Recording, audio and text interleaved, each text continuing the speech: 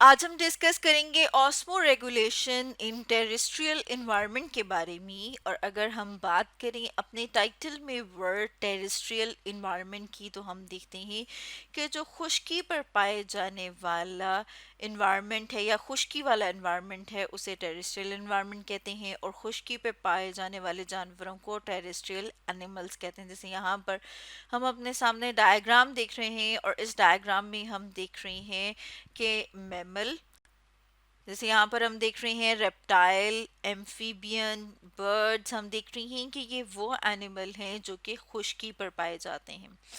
अब अगर हम बात करें वर्ड ऑस्मो रेगुलेशन की, तो जैसे कि ऑस्मो रेगुलेशन है, इसमें सॉल्ट और वाटर जो है इसका बैलेंस जो है उसको मेंटेन किया जाता है बॉडी के अंदर। यानी बॉडी के अंदर जब पानी और नमकियात के बैलेंस को मेंटेन किया जाता है तो उसे कहा जाता है ऑस्मो रेगुलेशन।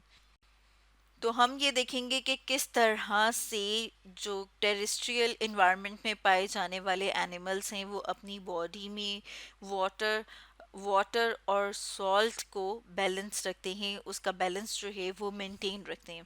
तो अब अगर हम देख लें जो कि सक्सेसफुल लैंड हैबिटेंट हैं, यानी कि वो एनिमल जो कि लैंड के ऊपर, खुश्की के ऊपर जो हैं वो रहते हैं, तो उनमें आते हैं आर्थ्रोपोड्स और वर्टिब्रेट्स।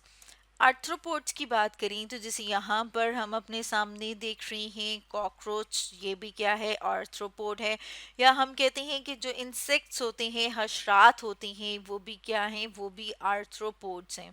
इसके अलावा अगर हम वर्टिब्रेट्स की बात करें तो वो एनिमल्स जिनमें रीढ़ की हड्डी मौजूद होती है उन्हें वर्टिब्रेट्स कहा जाता है, जिसमें से हम 4 क्लासेस अपने सामने देख रहे हैं। और अगर फिशेस की बात की जाए तो वो भी वर्टिब्रेट्स होते हैं।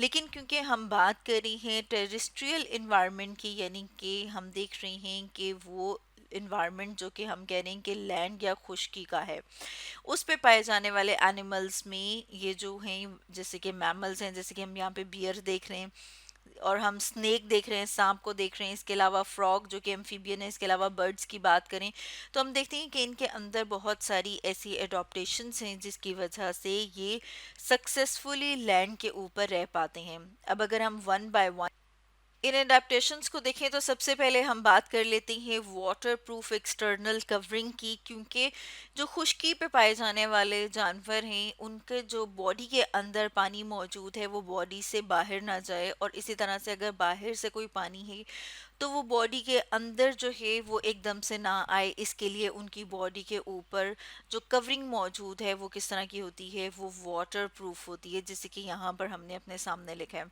अगेन यहाँ पर हमने अपने सामने एग्जांपल्स रखी हुई हैं एम्फीबियन, बर्ड, मैमल और रेप्टाइल की।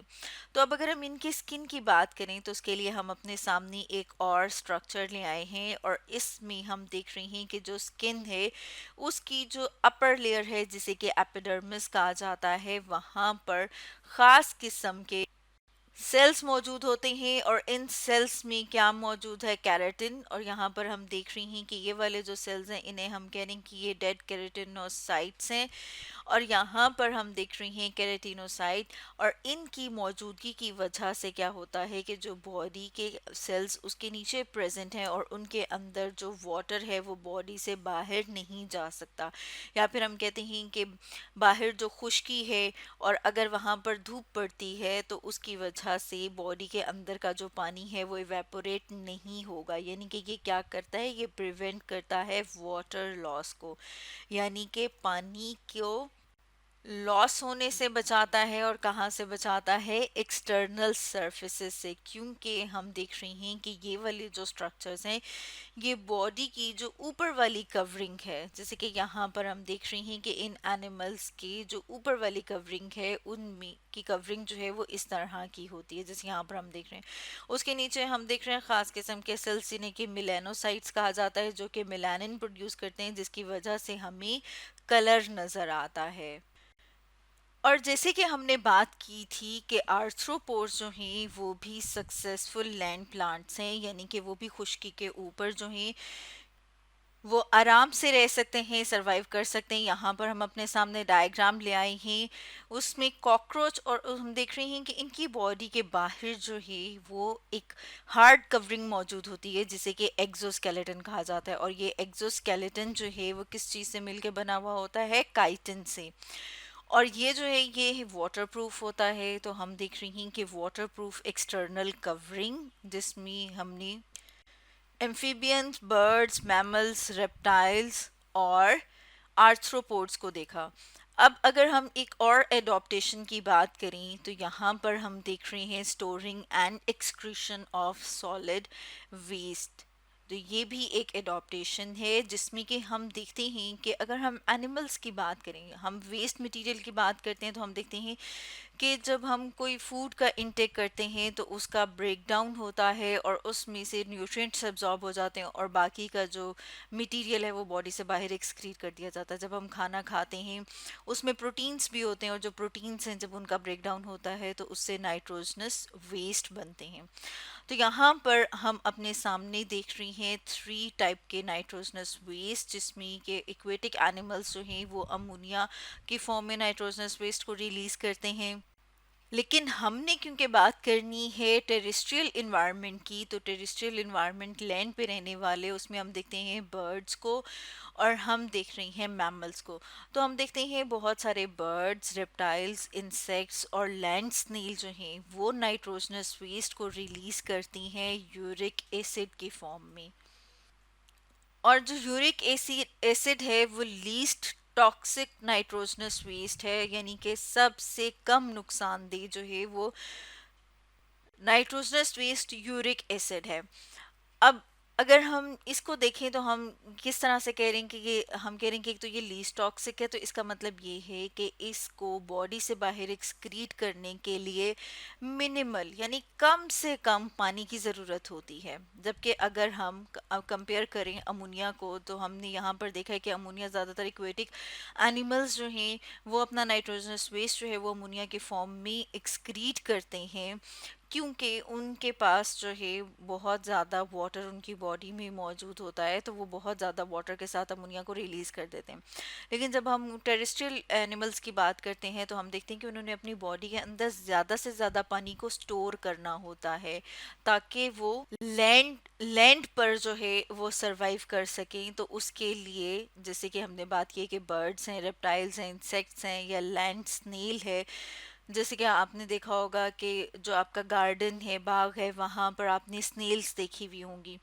तो वो जो नाइट्रोजनस वेस्ट है वो किस फॉर्म में है? वो यूरिक एसिड की फॉर्म में, जो कि एक सेमी सॉलिड सी फॉर्म होती है। यानी कि अगर हम उसको कंपेयर करें मैमल से, और बहुत सारे एम्फीबियंस हैं, शार्क्स हैं, कुछ रेप्टाइल्स हैं और कुछ टेरेस्ट्रियल इनवर्टिब्रेट्स भी होते हैं जो कि अपने नाइट्रोजनस वेस्ट को यूरिया की फॉर्म में रिलीज करते हैं। जैसे कि अगर हम अपनी बात करें, हम जो नाइट्रोजनस वेस्ट है वो भी यूरिया की फॉर्म में रिलीज करते हैं। यानी कि जब हम यूरिन पास करते हैं, यूरिन जिसे कि पेशाब कहा जाता है, तो उस फॉर्म में हम बॉडी से बाहर क्या रिलीज कर रहे हैं? पानी के साथ यूरिया रिलीज कर रहे हैं। यानी यूरिया रिलीज करने के लिए भी या बॉडी से बाहर एलिमिनेट करने के लिए जो है वो वाटर चाहिए। लेकिन यूरिक एसिड जो है उसको बहुत ही कम पानी चाहिए होता है।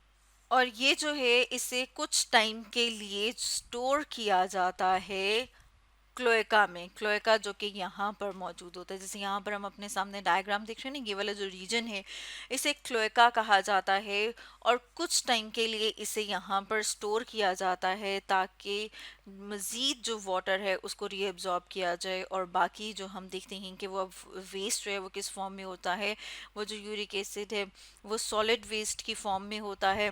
इसको वहाँ पे स्टोर किया जाता है, मज़ीद वाटर को रीअब्जॉर्ब किया जाता है और उसे फिर बॉडी से बाहर जो है वो एक्सक्रीट कर दिया जाता है। थर्ड, अगर हम एडॉप्टेशन की बात करें तो जैसे यहाँ पर हम अपने सामने देख रहे हैं यूज़ ऑफ मेटाबॉलिक वाटर, यानी कि अगर पानी जो है वो कम है। जैसे कि अगर हम कैमल की बात करें जो कि कहाँ पर रहते हैं, जो कि सहराओं में रहते हैं, सहरा जहाँ पे पानी इतना ज़्यादा नहीं होता।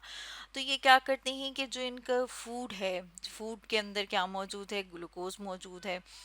तो अब जब फूड का जो है वो ब्रेक डाउन होता है और किसकी मौजूदगी में होता है? ऑक्सीजन की मौजूदगी में। उसके रिजल्ट में कार्बन डाइऑक्साइड और वाटर बनता है। अब ये जो वाटर बन रहा है, इस वाटर को वो इस्तेमाल करते हैं, इसको स्टोर कर लेते हैं बॉडी में और इसको इस्तेमाल करते हैं अपनी बॉडी में वाटर और सॉल्ट के बैलेंस को मेंटेन करने के लिए, यानी बॉडी में ऑस्मो रेगुलेशन को मेंटेन करने के लिए। इसके साथ साथ हम देखते हैं कि एक और एनिमल जिसे कि कैंगरू रैट कहा जाता है, और ये जो कैंगरू रैट है ये भी मेटाबॉलिक वाटर को यूज़ करता है ताकि बॉडी के अंदर वाटर जो है उसको रिटेन किया जाए, यानी कि बॉडी के अंदर जो पानी है उसे स्टोर किया जाए। अब हम एक और लास्ट एडॉप्टेशन देख रहे हैं, वो है स्टोरिंग द वेस्ट, जिसमें ये है कि जो नाइट्रोजनस वेस्ट है उसे थोड़ा टाइम जो है उसे बॉडी में स्टोर किया जाता है। तो उसके लिए जैसे यहाँ पर हम अपने सामने डायग्राम देख रहे हैं, हमने पहले भी बात की है कि जब हम प्रोटीन का इंटेक करते हैं जो कि गोश्त में होता है या डेयरी प्रोडक्ट्स में होता है, तो वो जब डाइजेस्ट होती है, डाइजेस्ट होने के बाद वो आ जाएगी यूरिया की फॉर्म में। और यहाँ पर हम देख रहे हैं कि प्रोटीन जो है वो कहाँ पर डाइजेस्ट हो रही है? हमारे लिवर में। जैसे कि हम यहाँ पर देख रहे हैं यूरिया साइकिल होता है और उसके बाद ये जो यूरिया है इसे भेज दिया जाता है हमारी किडनी, जिन्हें कि गुर्दे कहा जाता है, वहाँ पर। अब इस डायग्राम में हम देख रहे हैं कि किडनी के अंदर जो उसका स्ट्रक्चरल और फंक्शनल यूनिट जिसे कि नेफ्रॉन कहा जाता है उसको, तो हम देखते हैं कि नेफ्रॉन में जो यूरिया है उसे थोड़े टाइम के लिए जो है वो रिटेन किया जाता है ताकि बॉडी के अंदर वाटर को ज़्यादा से ज़्यादा रीअब्जॉर्ब किया जाए, ताकि जो किडनी है वो ज़्यादा से ज़्यादा जो है वो वाटर को रीअब्जॉर्ब कर सके। और फिर हम देखते हैं कि जो यूरिया है उसको एक ख़ास वाटर की अमाउंट के साथ, यानी कि कितना यूरिया है उसके लिए जितने वाटर रिक्वायर्ड होता है उसके साथ उसे बॉडी से बाहर यूरिन की फॉर्म में एक्सक्रीट कर दिया जाता है। तो इस तरह से हमने देखा osmo regulation in terrestrial environment के बारे में।